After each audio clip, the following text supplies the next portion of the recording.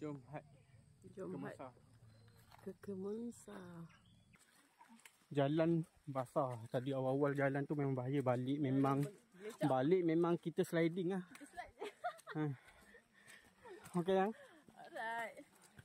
Jalan balik kita slide lah, jangan lupa. Belakang ada lagi.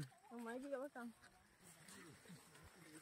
Dah 1 kilo 8.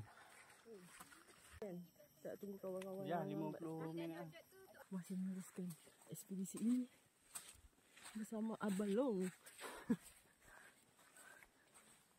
Okey ke tu? Okey. Okay, thank you. Tak tahu sampai mana dah. Dan dengarkah air itu?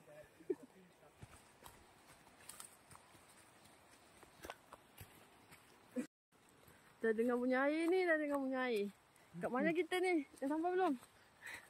Kita bawa 3 kilo 24. Ya, kita sampai.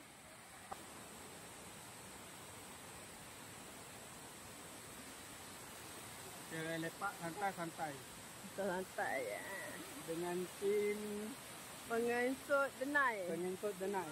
Lepak-lepak sini, tengok ada duduk kat atas ni. Diorang sampai atas lah, aku tak tahulah.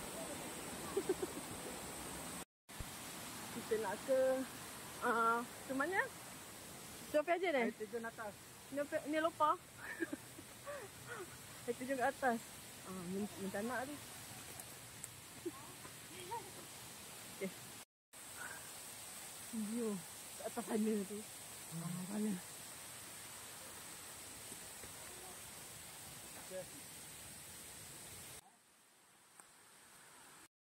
Traffic jam.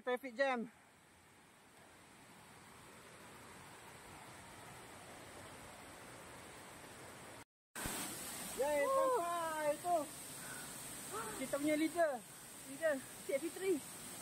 Mom Fitri kita.